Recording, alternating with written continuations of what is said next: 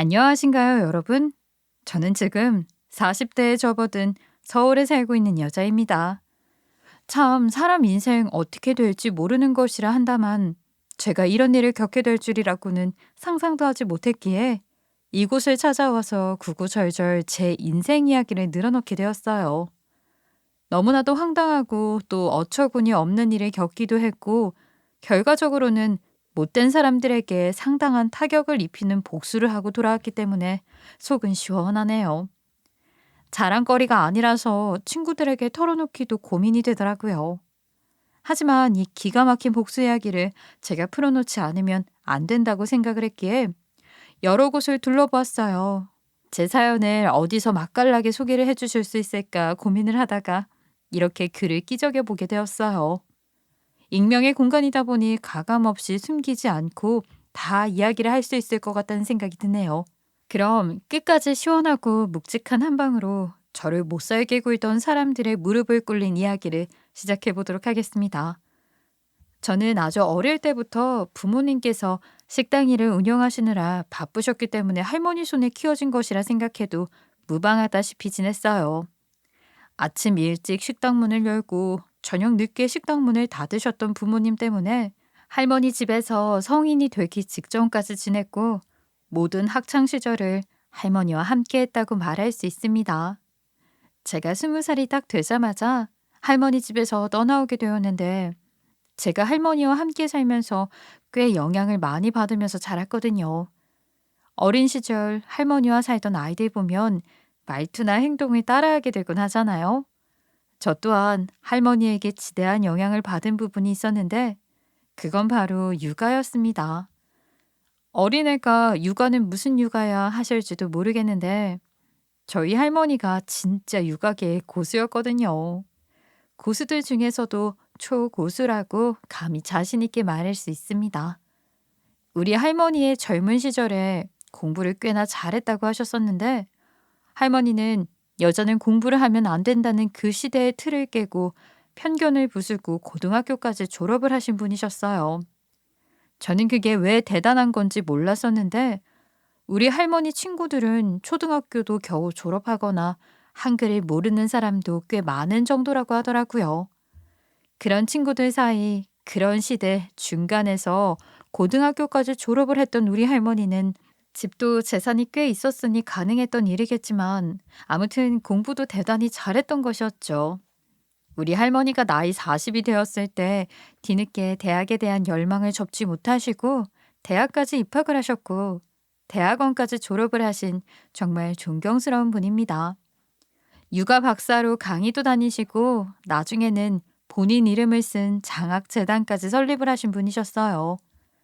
대대손손 할머니네 집이 땅 부자였던 터라 그 땅을 팔아서 기금을 마련하시고 공부를 잘하고 또 하고 싶으나 집안이 어려워 포기하는 아이들을 위해 도움을 주시며 살았습니다.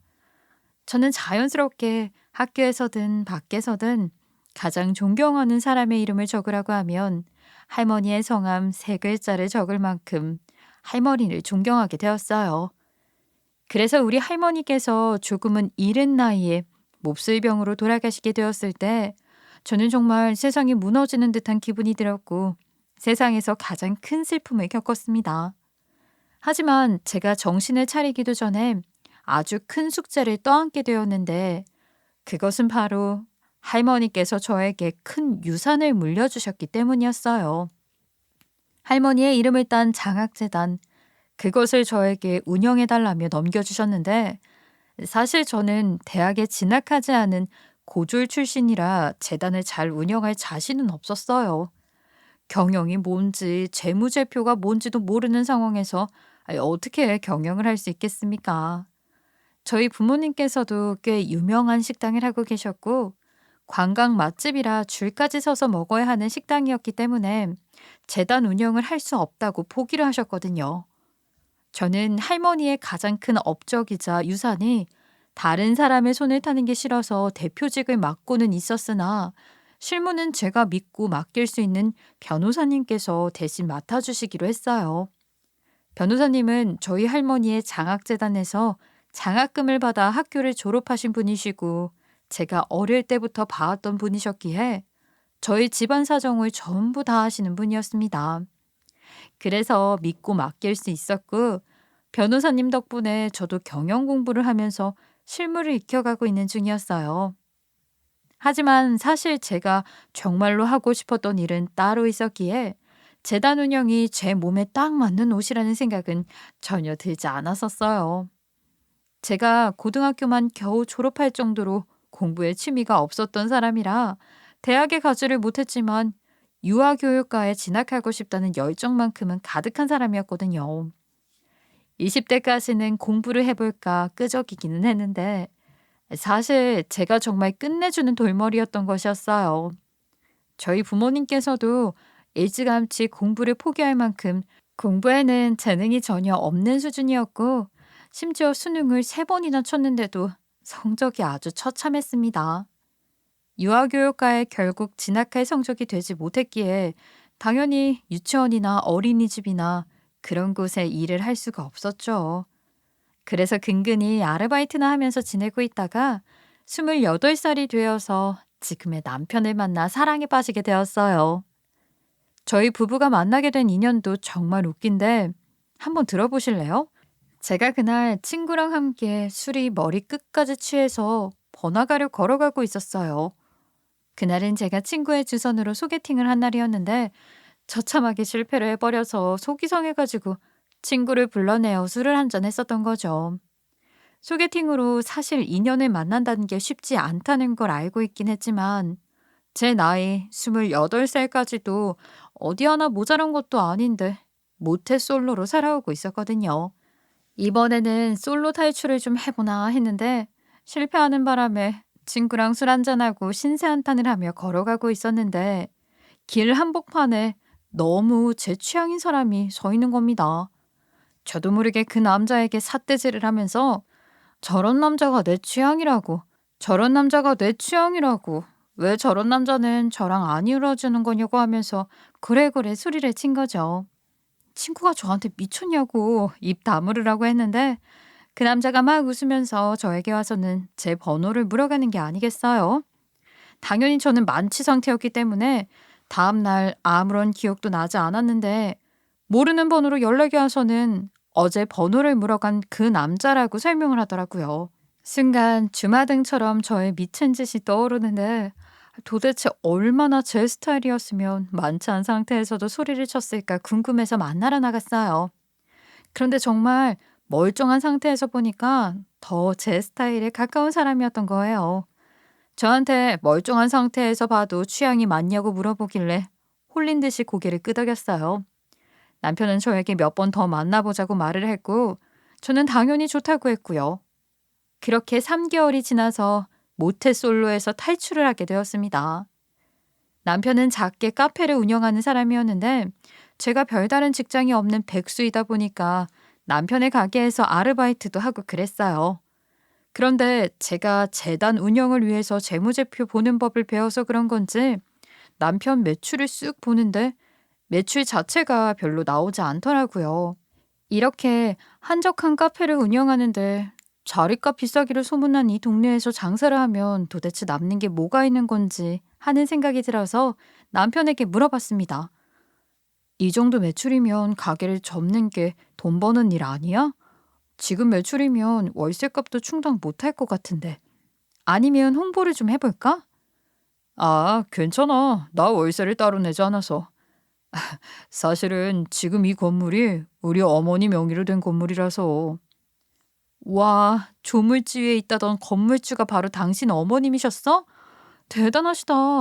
이 건물이면 대대손손 먹고 살아도 문제 없는 수준 아니야? 우리 어머니 대단하시긴 하지. 악착같이 한 푼 두 푼 모아서 투자로 몽뚱이 불려서 이 건물까지 손에 넣으신 거거든. 애초에 목표가 건물 사는 거였대.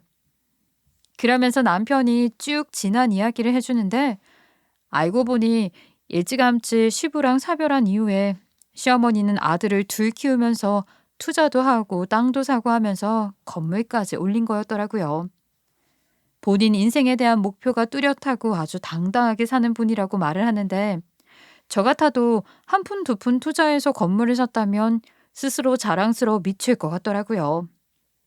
아들이 둘이라는 남편의 말에 동생이 있는 거냐고 물어봤더니 형이 있다고 하더라고요. 형은 아주 공부를 잘하는 사람이었고 어릴 때부터 책에 빠져서 사는 사람이었는데 그 덕분인지 명문대를 졸업 후에 대기업 연구실에서 일을 하고 있다고 했어요. 남편은 본인은 공부에 별로 취미가 없어서 일찌감치 카페를 창업했다고 했는데 저도 공부를 못했던 걸로는 일가견이 있는 사람 아니겠습니까? 철없다는 생각이 잔뜩 드실지 모르겠지만 저는 남편과 운명의 공동체가 따로 없다고 생각을 하게 되었어요. 그런데 제가 언제까지 남편 가게가 뻔히 어떻게 돌아가는지 매출이 얼만지 아는데 아르바이트 비용을 챙기면서 하는 일 없이 탱자탱자 시간을 보낸다는 게 좀 눈치도 보이고 그렇더라고요. 거기다가 남편은 제가 재단을 가지고 있다는 사실을 몰랐으니까 어디 취직은 해야겠다고 생각이 들었죠. 뭘 하면서 먹고 살면 행복할 수 있을까 고민을 하던 와중에 구인 공고에서 베이비 시터를 구하고 있다는 공고를 보게 되었어요. 미취학 아동을 돌보는 일이었고 공부는 대충 한글만 잘 알려줘도 고맙다는 설명에 이거다 싶었죠. 같이 놀이를 해주고 밥을 챙겨주고 애들 어린이집 등하원만 잘 챙겨주면 된다고 하길래 냉큼 지원을 해서 면접을 보게 되었어요. 보통 베이비시터 일을 하는 분들이 나이가 좀 있으신 주부들 같더라고요. 제가 좀 젊으니까 꺼려하시는 것 같길래 제 장점에 대해 피력을 시작했습니다. 몇 시간만 아이랑 노는 걸 지켜보시고 채용을 하시면 어떨까요? 하면서 바로 자리를 잡고 아이랑 놀아주기 시작했어요. 제가 또 워낙 애들을 좋아하고 짜증을 잘 내지 않는 긍정적인 성격이다 보니까 아이도 진심이 통한 건지 저와 잘 놀더라고요. 사실 그 아이가 낯을 엄청 심하게 가려서 낯선 사람만 보면 울고불고 한다던데 저랑은 너무 잘 지내니까 믿고 맡겨보시겠다고 하셨어요. 꿈에 그리던 보육교사는 아니었지만 크게 다를 바 없는 베이비시터 일을 시작하게 되었습니다. 남편에게도 이야기를 했더니 너무 축하한다고 그러더라고요. 하루 종일 아이를 보는 거다 보니까 그만큼 노동력에 대한 값도 받을 수 있고 애가 저를 잘 따라다녀서 천직인가 싶더라고요. 거기다가 아기가 반찬 투정이 꽤 심한 편이었는데 저랑 놀이를 하기도 하고 음식 재료로 촉감놀이도 하고 요리도 같이 하고 하다 보니까 편식도 싹 고친 거예요. 애기 엄마가 저에게 오래오래 일을 해달라고 부탁까지 하는데 이보다 더 좋을 수가 있겠습니까? 그렇게 아이랑 1년을 넘게 지내면서 남의 아이는 빨리 자란다는 소리에도 공감을 하게 되고요. 드디어 제 인생을 찾은 것 같아서 기쁘게 지내고 있었는데 남편이 저에게 그러더라고요. 형이 먼저 결혼을 한 다음에 결혼을 하는 게 순서인 것 같아서 말을 하지 못했었는데 제가 열심히 사는 모습을 보니까 점점 더 빠져들게 된다고요. 저에게 결혼을 하고 싶다고 하면서 프로포즈를 하는 게 아니겠습니까? 알이 엄청 큰 반지를 주면서 결혼하자고 하는데 홀라당 넘어가 버리고 말았어요. 어차피 저에게 돈이 없는 것도 아니었고 저희 부모님도 식당 장사가 잘 되고 있었으니까 결혼하는 데 문제될 것이 전혀 없었죠. 본격적으로 결혼을 전제로 준비를 하기 시작했는데 저희 집에 먼저 인사를 드리러 가게 되었어요. 저희 부모님께서는 제가 연애를 하고 있다는 사실조차 모르시다가 갑자기 결혼을 한다고 하니 황당해 하시긴 하셨지만 남편의 됨됨이를 보고 허락을 해주셨어요. 항상 어딜 가도 저를 먼저 챙기는 남편이었기 때문에 저희 부모님과 식사를 하는 자리에서도 남편은 수저를 놓는다거나 물을 떠다 준다거나 아주 사소한 것까지 저를 챙겨주었죠. 그 모습을 본 부모님께서는 마음고생 할 일 없겠다며 허락을 해주셨고 다음 수순으로 시댁에도 찾아가게 되었는데 분위기가 살짝 이상했어요. 한마디로 시어머니가 저를 보자마자 아래로 싹 훑어보는데 그 눈빛에서 저를 탐탁치 않게 생각한다는 게 느껴지더라고요. 고졸 출신인 것까지는 우리 아들도 독인 개긴이니까 그렇다고 치지만 남의 집 애를 보러 다닌다고? 그게 전문직은 아니지 않니? 언제 잘릴지도 모르는 일인데 우리 아들 재력에 편승하려고 한다는 느낌을 지울 수가 없구나. 그러면서 남편이 저에게 프로포즈할 때 주었던 반지를 끼고 갔었는데 제 손가락을 유심히 보시더니 답답하시다는 듯이 가슴을 팡팡 치시더라고요. 아우, 이런 비싼 반지를 덥석 받는 것부터가 아주 생각머리 없다는 걸 말해주는 것 같아서 내가 답답하구나.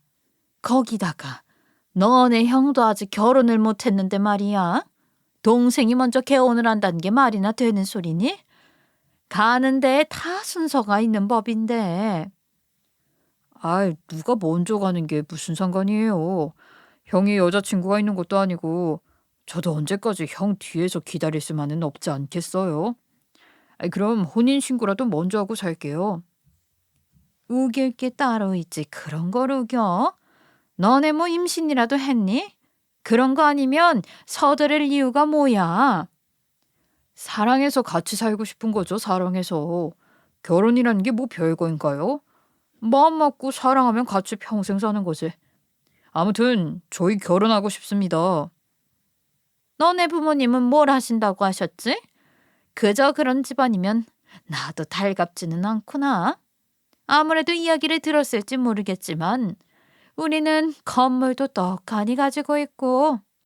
저희 부모님은 식당을 운영하고 계세요.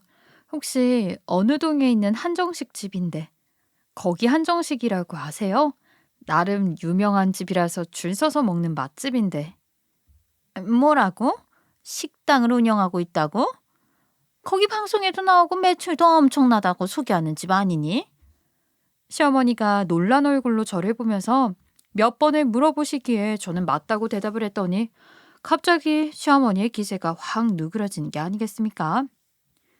그렇게 짱짱한 집딸이었으면 미리 말을 하지 그랬니? 그러면 나중에 그 식당을 물려받는 거지? 거기 순이익이 억대라고 하던데. 어머나 세상에 복덩어리가 떡하니 굴러 들어온 거 아니야. 그러면 모아둔 재력도 빵빵하시겠네. 걱정 없겠다. 제가 식당 일에는 욕심이 없어서 물려받을지 어쩔지는 모르겠어요. 식당 일을 해본 적도 없고 어떻게 경영을 해야 할지도 전혀 모르니까요. 아마 권리금 받고 다른 사람에게 팔거나 하지 않을까 싶은데요. 얘가 무슨 소리를 하는 거야? 그거 권리금 받고 팔아봐야 몇 년치 수익도 안 되겠구만. 자기 몫을 확실하게 챙길 줄 알아야지. 어디서 고등학교밖에 졸업을 못한 반푼이 티를 내고 있어? 그러지 말고 사람만 잘 쓰면 운영하는 데는 아무 문제가 없을 거니까 네 목 챙겨. 사실 저는 재단 운영으로도 충분한 돈을 벌고 있었기 때문에 식당을 누가 물려받을 건지에 대한 생각은 전혀 하지 않고 있었어요. 시어머니는 제 말에 거품이라도 물듯이 자기 몫을 잘 챙길 줄 알아야 하는 거라면서 훈계를 하셨고 저는 첫 만남부터 삐걱거리는 것을 느낄 수 있었어요. 저에게 본인은 악착같이 한 푼 두 푼 모아서 건물도 사고 아들들도 건장하게 잘 키워낸 거라고 자기를 보면서 본받을 생각을 하라고 이야기를 하시더라고요. 그래도 부모님의 식당을 알게 된 순간부터 결혼을 반대한다고 했던 말은 쏙 들어가게 되어서 다행이라고 생각하고 있었습니다. 근데 저희가 결혼을 준비하면서 말입니다. 식장이나 이런 건 대충 조율이 다 되었는데 제일 큰 돈이 들어가는 게 바로 신혼집 아니겠어요? 우리 부모님께서는 옛날 사고방식 그대로 가지고 사시는 분들이라 당연히 집은 남자가 해야 하는 게 아니냐고 그 집에서 돈 가지고 무시했으니 집 해오라고 하셨어요. 대신 혼수는 얼마가 들어가도 최고급으로 해주시겠다고 이야기를 하셨는데 시어머니가 그 이야기를 듣고 이렇게 말을 하시더라고요. 집을 왜 당연히 남자가 해와야 한다고 하는 거야? 요즘 시대는 그 반반 결혼인지 뭔지 그게 유행이라고 하던데. 나도 돈 없어서 못 도와준다. 그 말에 남편도 황당해하고 저도 황당했죠 뭐. 건물 월세가 얼마나 들어오는지 대충 아는데도 돈 없다고 잡아대니까 어이가 없지 않고서야 배기겠어요? 그래도 우리 집도 돈이 있고 저도 재단에서 받은 월급들을 모아둔 게 있으니까 대충 돈은 충분해서 집을 구하는 데는 어렵지 않겠다고 생각을 했어요. 저희 부모님이야 설득을 하면 넘어와 주실 분들이었으니까요. 그래서 그냥 알겠다고 대답을 했더니 저희 집에서 당연히 난리가 났죠. 그걸 왜 우리 딸이 준비를 해간다는 거야? 당연히 남자가 해와야지. 원래 옛날부터 집은 남자가 해오는 게 우리나라의 법도이나 마찬가지였던 거야. 아무나 준비를 해가면 어때?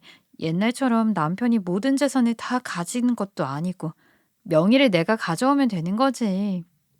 저는 준비하는 사람이 장땡이라며 부모님을 설득하기 시작했는데 엎친 데 덮친 격이라고 이때부터 문제가 하나둘씩 터지기 시작했습니다.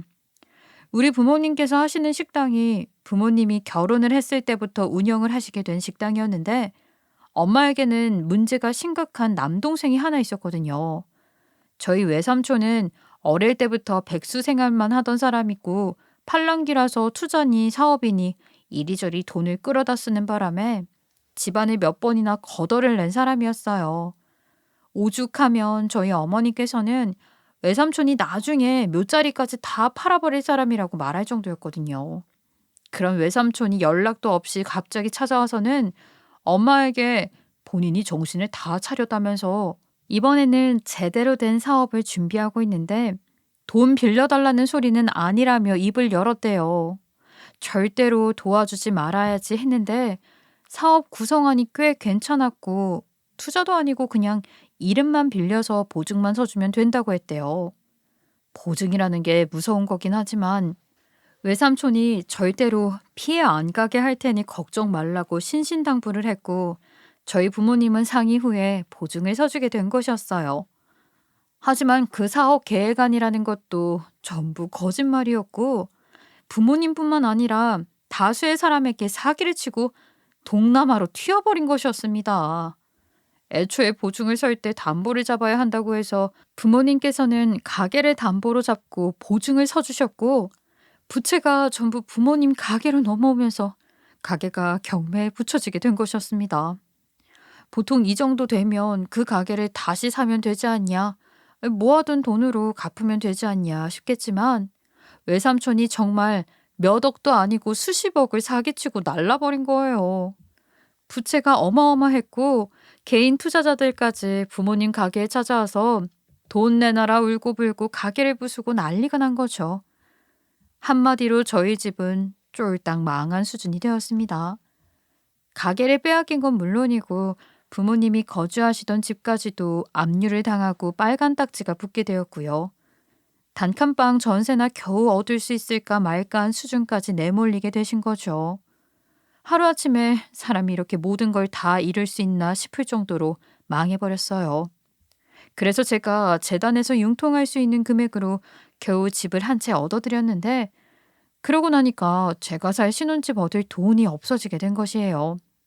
이게 재단 운영이라는 게 상당히 투명하게 이루어져야 하는 부분이기에 제가 마음대로 쓰게 되면 횡령이 되니까 어떻게 할 수가 없더라고요. 그런데 남의 불행에 관련된 소문이라는 게 정말 빠르지 않겠습니까? 우리 식당이 다른 사람에게 넘어갔다는 소식을 시어머니가 듣게 된 것입니다. 시어머니는 그 길로 바로 저를 찾아와서 아주 황당한 소리를 내뱉기 시작했어요. 우리 아들 고집이 황소 고집이라 어차피 결혼하지 말라고 해봐야 안 될 것이라는 걸 잘 알고 있다. 누굴 닮아서 그리 심지가 굳은 놈인지는 모르겠지만 어차피 결혼할 거 나도 찝찝하게 며느리를 드리고 싶지 않지 않겠니? 그래서 내가 준비해온 서약서에 서명을 좀 해줬으면 좋겠는데. 자, 이거 찬찬히 읽어보거라. 그러면서 웬 종이 하나를 저에게 내밀더라고요. 읽어보라고 눈짓을 하길래 종이에 빼곡하게 적힌 글씨들을 읽어보았어요. 첫 번째로 시댁의 재산을 절대로 탐내지 아니하며 시댁에 손을 벌리는 일 또한 없어야 한다. 둘째로 집은 빚을 내던 반지하 월세를 가든 알아서 구해서 간다. 셋째로는 앞으로 벌어먹는 것도 알아서 하고 아이가 태어날 시기에도 시댁에는 절대 손 벌리는 일이 없어야 한다. 기대도 하지 말아라. 아파도 돈 달라는 소리 하지 말고 빚을 갚아달라는 소리도 하지 말고 기타 등등 빌붙지 말라는 소리를 구구절절 싹 다 써놓은 게 아니겠습니까? 내가 뭐 너한테 바라는 게 있으면 얼마나 있겠니?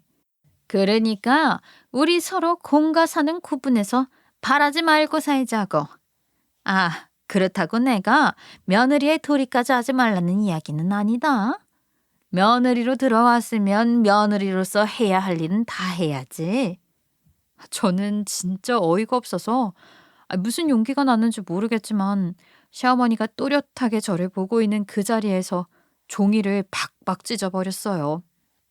이런 말도 안 되는 서약서에 서명을 하라고 하실 수가 있어요? 이런 데에 도장 안 찍어도 어머님께 돈 달라는 소리 안 하겠습니다. 그래? 내가 이렇게 찢어버릴지도 모른다고 생각해서 녹음기도 따로 준비해 왔는데 그러길 잘했네. 그러면서 가방에서 녹음기를 꺼내는데 진짜 소름 돋더라고요. 그날 그렇게 시어머니와의 만남을 뒤로 하고 저는 더욱 열심히 집을 알아보기 시작했어요. 여전히 시터 일을 하면서 남편과 살 집을 구하기 위해 애를 썼는데 확실히 돈이 없다 보니까 한정적이긴 하더라고요. 결국 저랑 남편은 녹슨물이 나오진 않을까 걱정이 될 만큼 낡아 빠진 빌라에 둥지를 틀게 되었습니다. 대출 빚을 내긴 무섭고 둘이 모은 돈으로 할 수 있는 최선의 선택이었어요. 이사 이후에 신혼집에 놀러온 시어머니가 집을 보더니 알만하다는 얼굴로 비웃기 시작하는데 참 속이 상하더라고요. 얼마나 대단한 집을 구하려나 지켜봤는데 고작 구한 게 다 쓰러져가는 빌라야. 집이 망해서 돈이 없어서 그런 거니? 헌수 꼬라지하고는. 무슨 말을 어떻게 해야 할지 모르겠더라고요. 한순간에 거리에 내앉은 우리 부모님을 욕되게 하는 것 같은 말이었거든요. 그 뒤로 저랑 남편은 혼인신고만 하고 결혼식은 아주버님이 결혼을 한 이후에 하기로 했는데 그렇게 같이 산 지 1년 만에 드디어 아주버님이 결혼을 하겠다면서 여자를 데리고 왔습니다. 선자리에서 만난 여자라는데 대학 교수라고 하는 게 아니겠어요? 거기다가 명문대 교수라고 하는데 절로 주눅이 들더라고요. 시어머니는 명문대에서 교수를 하고 있다는 형님에게 벌써부터 뿅 간다는 표정을 하면서 우리 교수님, 우리 맏며느리 난리가 났더라고요. 둘이 선을 보고 만났으니 조건도 전부 다 따지고 들었을 테고 제가 나서봐야 미운 털만 박힐 것 같아서 조용히 있었어요. 시어머니는 공부만 했던 아주버님이 이렇게 제대로 된 며느리를 데리고 올지 몰랐다면서 간이고 쓸개고 다 빼줄 것처럼 구는데 솔직히 좀 웃기더라고요. 근데 여기서 너무 기가 막힌 일이 뭐였냐면요. 형님이 인사를 드리러 오는 자리에 시어머니가 저에게 당연히 며느리의 도리를 해야 하지 않겠냐며 저를 부른 거죠. 근데 그 며느리의 도리라는 게 뭔지 눈에 뻔히 보이시죠? 바로 종노릇을 하면서 본인의 수발을 들으라는 이야기였어요. 형님 취향에 맞춰서 저에게 음식을 해와라, 과일을 준비해라, 커피 같은 것도 타와라 하면서 귀찮은 일 전부를 저에게 떠맡기더라고요. 그런데 여기서 진짜 황당했던 건 제가 그렇게 일을 하고 있으면 형님 될 사람의 눈치로 알아서 주는 대로 처먹어야 하지 않겠습니까? 시어머니가 후식으로 커피를 내오라고 해서 연하게 아이스 아메리카노를 준비해 갔더니 형님이 살짝 인상을 쓰면서 말을 하더라고요. 저는 카라멜 시럽이 들어간 커피가 먹고 싶은데 평소에 아메리카노는 써서 잘 안 먹거든요. 카라멜 시럽 없어요? 우유도 좀 부어주세요. 진짜 또라이 아닙니까? 솔직히 어느 집에 카라멜 시럽 같은 게 있겠습니까? 제가 어이가 없어서 저도 모르게 헛기침을 내뱉었더니 시어머니가 저를 확 째려보더니 그러더라고요. 예, 너는 네 형님이 카라멜인지 뭔지 들어간 게 먹고 싶다고 하는데 그렇게 멀뚱히 앉아만 있을 거니? 당장 나가서 사와라. 여기 모퉁이 돌면 카페 있는 거 알지? 거기 가서 카라멜 시럽인지 뭐니 커피 달라고 그래서 사와. 시어머니가 저한테 당장 나가서 사오라고 등을 떠미는데 제가 왜 가요 할 수도 없고 슬리퍼 하나 질질 끌고 동네 카페에 가서 카라멜 라떼를 사다가 대령했죠. 제가 이런 취급을 왜 받아야 하는지는 모르겠지만 그때는 그냥 형님이 처음으로 인사를 드리러 온 자리니까 시어머니랑 싸울 수 없어서 맞춰 주었습니다. 근데 이 형님이라는 여자가 제가 뭔가 지은 죄가 있어서 바짝 엎드려서 사는 줄 알았는지 그 뒤로 저를 슬슬 무시하고 우습게 보기 시작한 거예요. 제가 커피를 사서 갔더니 갑자기 지갑에서 1,000원짜리 한 장을 꺼내서 저에게 내미는 게 아니겠어요? 1,000원, 1,000원짜리는 왜 주시는 거예요? 이 돈으로 뭐 어떻게 하라고? 아, 제가 미국에서 오랜 시간 유학을 해서 팁 드리는 문화가 익숙해서 제가 팁 드리니까 받아주세요. 제가 진짜 그 말에 어이가 나가지고요. 기가 막혀서 웃고 말았어요. 제가 물론 미국에 한 번도 가보질 못해서 모르긴 하는데 팁이라는 건 종업원에게 주는 거 아닌가요? 제가 무슨 시댁에서 일을 하는 사람도 아닌데 왜 저에게 팁을 주고 앉아있냐 이 말입니다. 저를 딱 무시하는 처사 아닌가요? 저는 이 집 둘째 며느리고요. 형님이 처음으로 인사를 드리러 온 자리라서 제가 나가서 사온 거예요. 앞으로는 형님이 알아서 사드시면 돼요. 너는 네 손윗 사람 될 분한테 그게 무슨 말버릇이니? 아주 애가 배운 게 없어서 눈치도 없고 타박타박 말대꾸를 하고. 어머님, 그런 식으로 저 무시하시면 저도 속상하죠. 내가 뭐 틀린 말 한 것도 아닌데. 앞으로는 당연히 형님이 사 드셔야죠. 오늘은 손님으로 오신 거니까 제가 나가서 사왔지만 앞으로는 같이 한 가족인데요. 저는 앞으로도 동서가 이렇게 스그스러운 일을 좀 해줬으면 좋겠어요. 제가 아시다시피 명문대 교수다 보니까 일이 많이 바빠서요. 제가 집안 행사를 잘 챙길 자신도 없고 그래도 저보다 먼저 시집을 왔으니 그런 부분은 알아서 잘 하시겠죠? 저는 믿고 맡길게요. 그게 말이 좋아서 믿고 맡긴다고 표현을 하는 거지. 결국에는 저에게 종노릇은 다 해라. 귀찮은 건 하지 않겠다고 대놓고 선언하는 거 아니겠어요? 저는 이건 아니다 싶어서 한마디 해야겠다고 생각을 했는데 제 표정을 보고 시어머니가 먼저 선수를 쳐서 형님의 편을 들더라고요.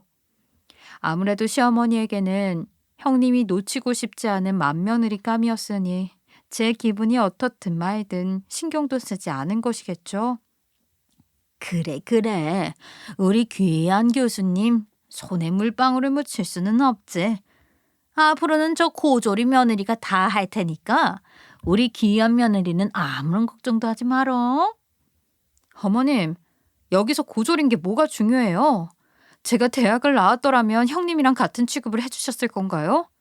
어머님은 그냥 제가 마음에 안 드신 거잖아요. 예, 내가 그럼 뭐 예쁘다고 너를 마음에 들어 하겠니? 그리고 이 자리가 어떤 자리인데 지금 목소리를 높이면서 시애미를 무시하고 들어? 네가 이러니까 내가 예뻐해 줄 수가 없는 거다. 심지가 곱기를 하니 예의를 차리기를 하니. 속이 잔뜩 상했죠. 커피까지 나와서 사가지고 왔는데 결국에는 제가 뭐라든 마음에 안 든다는 소리만 줄줄이 늘어놓고 있었으니까요. 제가 오죽 열이 받았으면 그 이야기가 끝나기 무섭게 시댁을 박차고 나와서 남편에게로 달려갔다니까요. 우리 남편은 제 표정을 보더니 저를 꼭 안아주면서 위로를 해주는데 진짜 너무 분해서 씩씩거리면서 울분을 토해냈어요. 도대체 내가 고졸인 거랑 형님이 대학원까지 졸업한 거랑 무슨 상관이 있다고. 나는 며느리로 대접을 안 해주시겠다는 건지 모르겠다니까.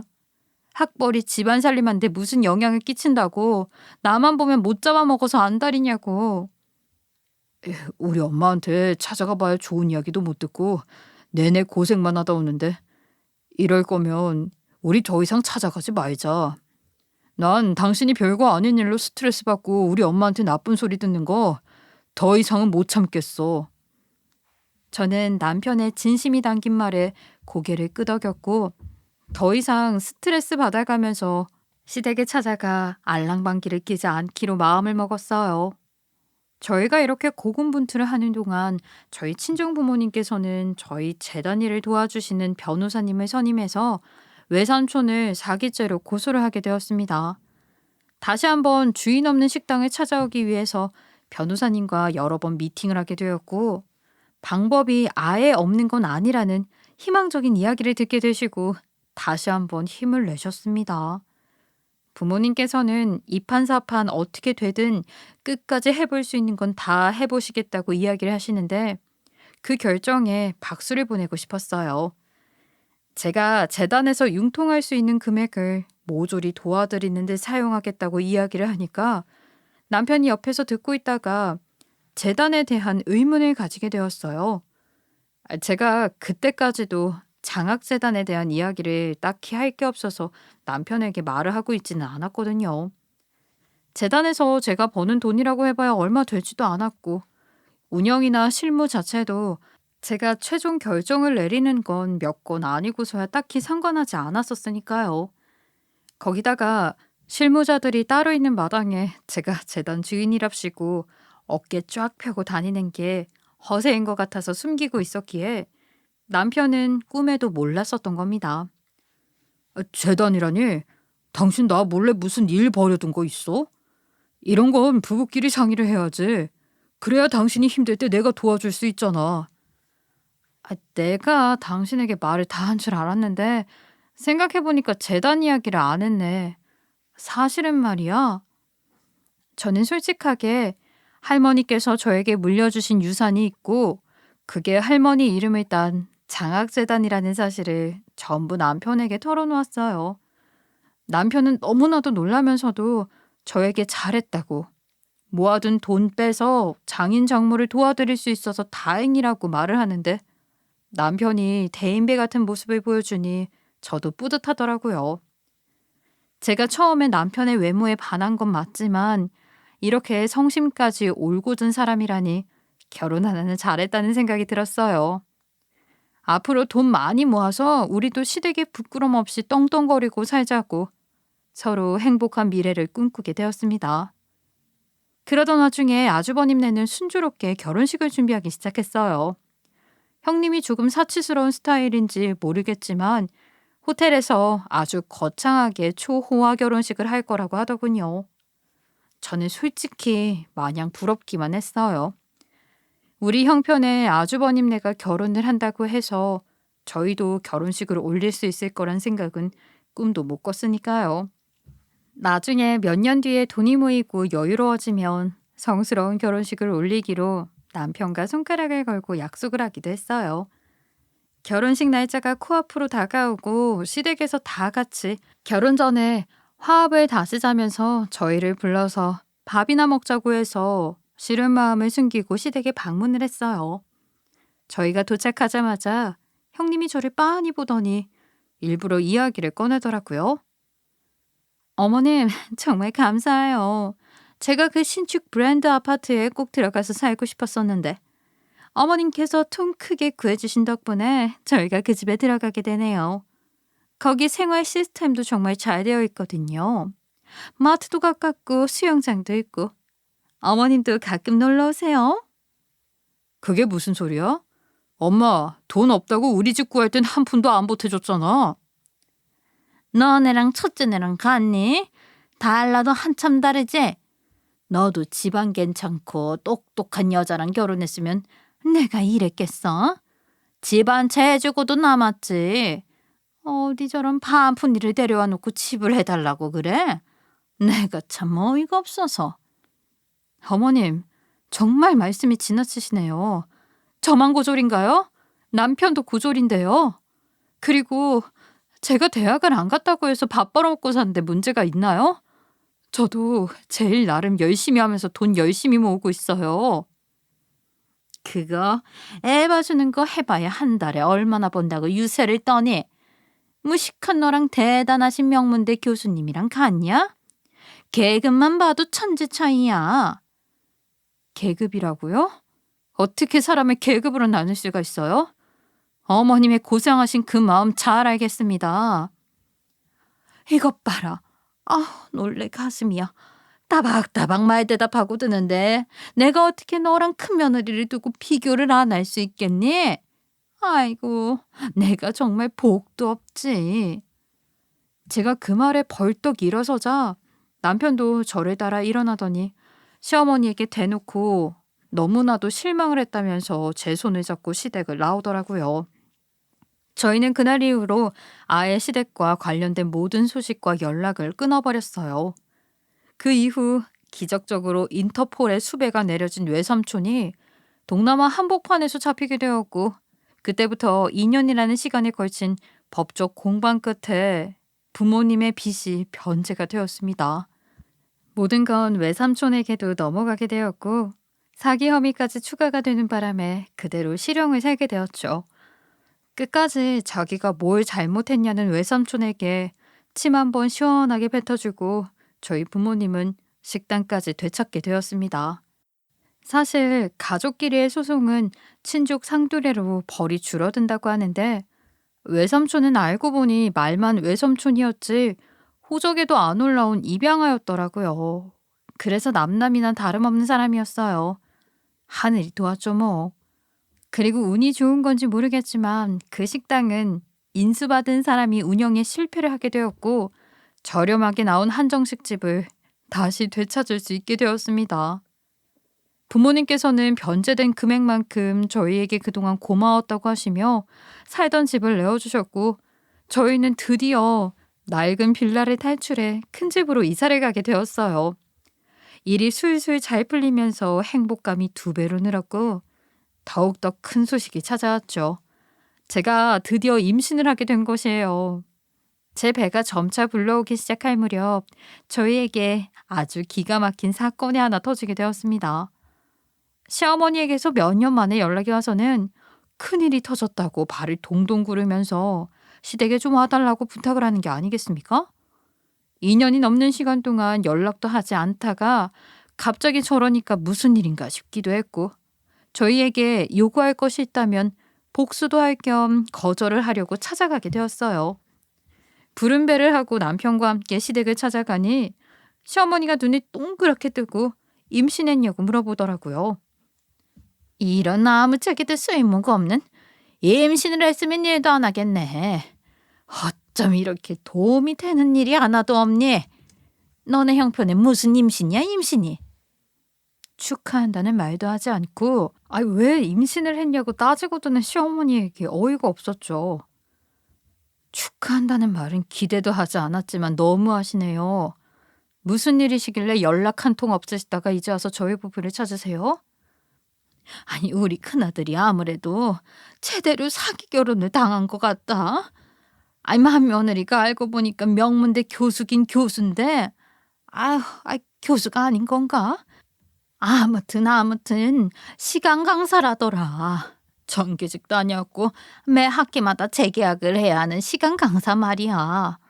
집도 잘 사는 줄 알았더니 온통 빚더미였고, 결혼을 시키고도 한참을 숨기다가 이제서야 숨길 수가 없으니 다 터뜨렸지 뭐야. 남편과 저는 그게 무슨 문제가 있는 건지 몰라서 그냥 멀뚱히 있었죠. 결국 답답해하던 시어머니가 사건의 전말을 털어놓더라고요. 글쎄, 대학 교수가 사기를 치면 뭘 치겠냐 싶어서 좋은 땅을 알고 있다고 투자를 하라는 소리에 냉큼 건물을 담보로 잡고 투자를 했지 뭐야. 내가 이런 실수를 잘 안 하는 사람인데 명문대 교수가 하는 말이니 믿었지. 그런데 그 땅이 황무지 중에 황무지. 심지어 그린벨트인지 뭔지로 묶여 있다잖니. 담보로 잡힌 빚을 갚을 수가 없고 내 건물까지 넘어가게 생겼다고. 남편이 2년 전에 시어머니와 인연을 끊으면서 카페까지 정리를 해서 건물이 어떻게 되고 있는지에 대한 소식을 전혀 몰랐었던 거죠. 아무튼 시어머니가 건물이 넘어가게 생겼으니 놀래서 형님을 찾아갔더니 집에는 아주버님만 혼자 덜렁 있더래요. 첫째 며느리가 어디 갔냐고 찾으니 아주버님이 그제서야 한 달 전에 그 여자랑 이혼을 했다고 털어놓더라지 뭡니까? 시어머니는 그 충격으로 쓰러지기까지 했대요. 아주버님이 형님이 시간 강사에 빚만 잔뜩 있는 여자인 걸 알고 사기 결혼 운운하면서 이혼을 하자고 하니까 한몫 제대로 시어머니에게 땡기고 도망을 간 것이었죠. 시어머니는 바로 투자 사기로 소송을 걸었는데 경찰 측에서는 땅을 보지도 않고 사는 사람이 어디 있냐고 애매하다고 했대요. 사기죄가 성립이 될지 모르겠다면서 현물을 거래한 게 맞기 때문에 손 쓸 방법이 없다고요. 졸지에 시어머니가 건물이 넘어가게 생겼으니 저에게 도움을 요청하려고 했는데 제가 임신해서 나타나니 분풀이를 하는 겁니다. 반푼이가 집에 들어와서 집안이 거덜나는 게 아닌지 몰라. 아이고, 나까지 반푼이가 됐나 보다. 일이라도 해서 돈이라도 모았어야지. 너네 형편에 무슨 임신이야? 그 말에 남편이 열이 받아서는 그동안 숨기고 있었던 저희의 근황 이야기를 전부 풀어놓았습니다. 내 마누라가 어떤 사람인 줄 알고 그딴 소리 하는 거야. 어? 명문대 교수라는 사람한테 속은 엄마 잘못이지. 계급 따지더니 망했네. 우리 와이프가 무려 재단을 가지고 있는 실소유자라고. 거기다가 우리 장인 정모도 가게 되찾은 거 소식 들었지? 이제 계급 따질 사람은 엄마가 아니라 우리야, 우리. 뭐라고? 그 장학재단 엄청 큰 그 씨재단이 우리 둘째 며느리 거라고? 아니, 어떻게 그 재단이 네 거야?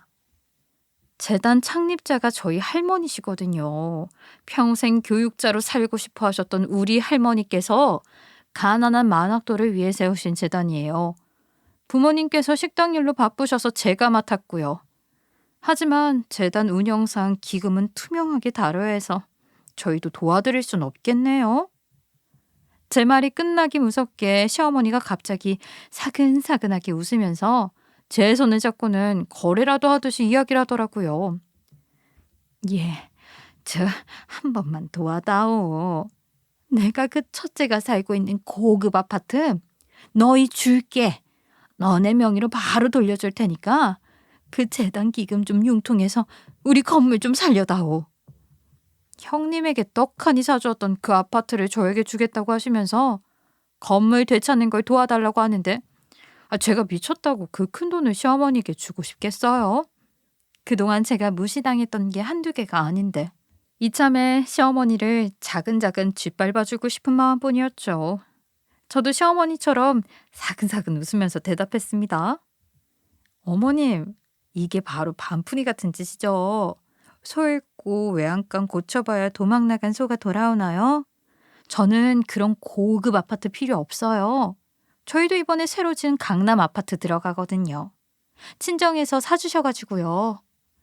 시어머니가 망연자실한 얼굴로 저에게 매달리면서 한 번만 살려달라고 평생을 모은 돈으로 산 그 건물만큼은 건지게 해달라고 빌기 시작하더라고요.